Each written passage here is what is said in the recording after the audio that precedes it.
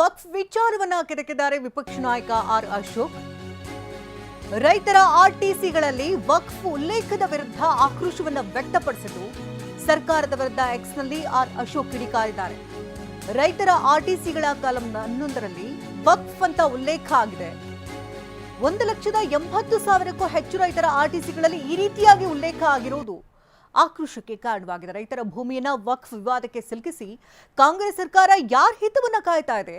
ಸರ್ಕಾರದ ಓಲೈಕೆ ಮತ್ತು ತುಷ್ಟೀಕರಣದ ರಾಜಕಾರಣ ಇದು ಅಂತ ಆಕ್ರೋಶವನ್ನ ವ್ಯಕ್ತಪಡಿಸಿದ್ದಾರೆ. ಇನ್ನು ಅಂಕಿಅಂಶಗಳ ಸಮೇತವಾಗಿ ಉಲ್ಲೇಖ ಮಾಡಿದ್ದು ಉತ್ತರ ಕನ್ನಡದಲ್ಲಿ 73,000, ಹಾಗೆ ದಕ್ಷಿಣ ಕನ್ನಡದಲ್ಲಿ 48,000, ಶಿವಮೊಗ್ಗದಲ್ಲಿ 38,000, ಬೆಂಗಳೂರು ದಕ್ಷಿಣದಲ್ಲಿ 18,000, ಕಲಬುರಗಿಯಲ್ಲಿ 17,000, ಹಾಗೆ ಬಾಗಲಕೋಟೆಯಲ್ಲಿ 17,000, ಒಟ್ಟು 1,80,000 ಭೂಮಿಯನ್ನ ವಕ್ಫ್ ಅಂತ ಉಲ್ಲೇಖ ಮಾಡಿರುವುದು ಅವರ ಆಕ್ರೋಶಕ್ಕೂ ಕೂಡ ಕಾರಣವಾಗಿದ್ದು, ವಕ್ಫ್ ವಿಚಾರವನ್ನ ಕೆದಕಿ ವಿಪಕ್ಷ ನಾಯಕ ಆರ್ ಅಶೋಕ್ ಆಕ್ರೋಶವನ್ನ ವ್ಯಕ್ತಪಡಿಸಿದ್ದಾರೆ.